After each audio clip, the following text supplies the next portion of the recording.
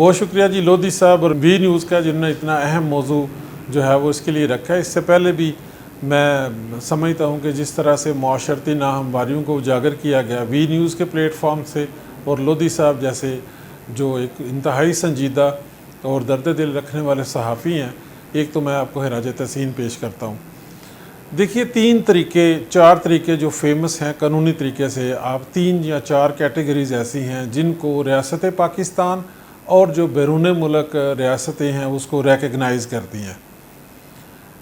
Number 1 category ہے جو قانونی طریقے سے آپ جا سکتے ہیں، اس میں جو مقبول ترین نوجوان چونکہ اس وقت بہت زیادہ رجحان میں ہے اور سمجھتے ہیں کہ بیرون ملک ہم سفر کریں گے اور بیرون ملک جا کے ہم اپنی فیملی کے لیے اور اپنا بہتر مستقبل بنانے کے لیے جو ہے وہ کام کریں گے یا مائیگریٹ کر کے جا سکتے ہیں، اس میں اعلیٰ تعلیم کا ایک انتہائی مقبول ایک طریقہ کار ہے جو جائز اور قانونی ہے۔ نمبر 2 ورک پرمٹ، ایسے لوگ جن نے اپنی تعلیم مکمل کی ہے اور وہ سکلڈ ورکر ہیں، ان کے لیے آپ 80s کی دہائی میں دیکھیں، 90s میں دیکھیں یا اب تک بھی مڈل ایسٹ کے اندر اور سعودی عرب کے اندر سکلڈ ورکرز کے لیے بے شمار ورک پرمٹ جاری کیے گئے جو آج بھی جاری ہیں۔ اس کے لیے گورنمنٹ آف پاکستان نے بہت سے جو ادارے ہیں ان کو لائسنس جاری کیے ہیں جو اوورسیز امپلائمنٹ کا جو ہے وہ کام کرتے ہیں، آپ ان کے ذریعے ضرور کوشش کر سکتے ہیں۔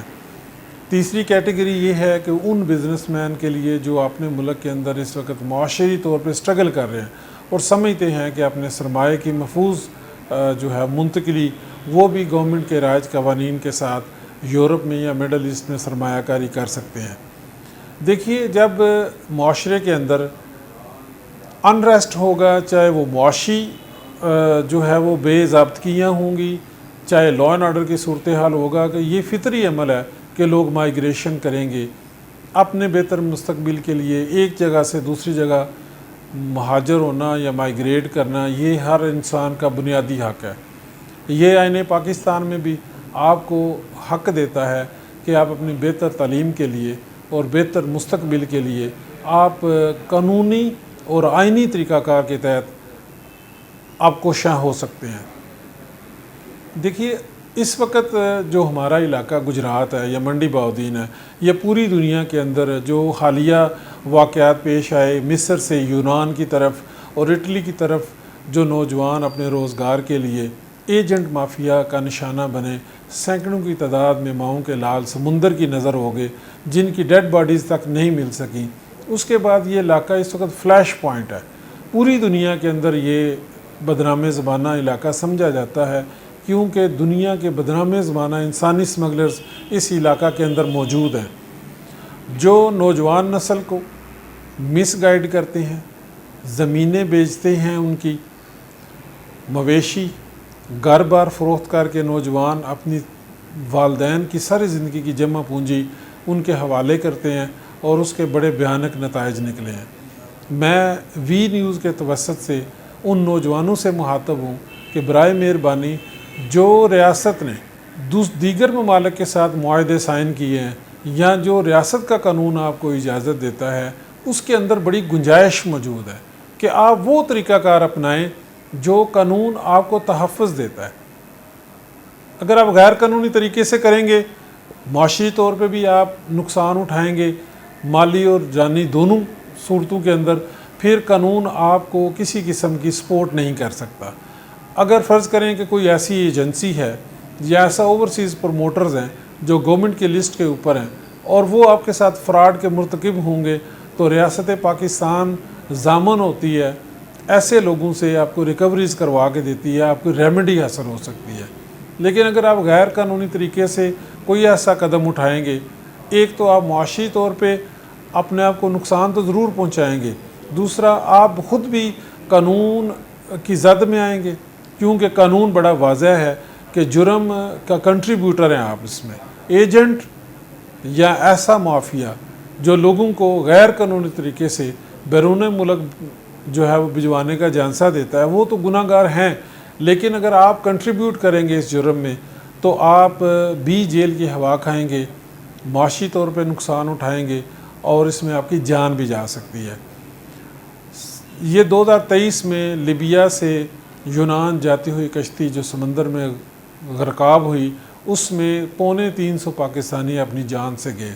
جن میں بمشکل 1 درجن لوگوں کی ڈیڈ باڈیز مل سکیں۔ ان ماؤں پہ ترس کھائیں، اپنے والدین پہ ترس کھائیں، اپنی زندگی بھر کی جمع پونجی ان لٹیروں کو، ان فراڈیوں کو دینے کی بجائے آپ قانونی طریقے سے دیکھیے، اسٹوڈنٹ کیٹیگری ہے، سکلڈ کیٹیگری ہے، اس میں آپ جا سکتے ہیں۔ آپ مروجہ نظام کے تحت آن لائن اپلیکیشنز کر سکتے ہیں۔ آپ کسی بھی پنجاب بار کونسل سے لائسنس یافتہ وکیل صاحب کی مدد حاصل کر سکتے ہیں، یا ان لوگوں سے جن کو حکومت پاکستان نے آتھورائز کیا ہے ان سے آپ کر سکتے ہیں۔ جو سرمایہ دار ہیں وہ اپنی چیمبر آف کامرس کے ذریعے بیرون ملک سرمایہ داری کر سکتے ہیں۔ وہ اگر اپنی کوئی بھی ایسی انسٹالیشنز ہیں، اپنا یونٹ ہے، اس کے بیرون ملک منتقل کرنا چاہتے ہیں، اس کے بھی قانونی طریقے موجود ہیں۔ اس کے علاوہ اگر آپ سمجھتے ہیں کہ آپ کو اعلیٰ تعلیم حاصل کرنی ہے تو اس کے لیے بھی انگلینڈ، آسٹریلیا اور ان کے جو قوانین ہیں وہ پاکستان کے قوانین سے مطابقت رکھتے ہیں۔ بہتر یہ ہے کہ آپ شارٹ کٹ کے بجائے جو بھی قوانین موجود ہیں ان کے مطابق، جو امیگریشن لاز کے ایکسپرٹ ہیں، آپ ان سے کنسلٹ کر کے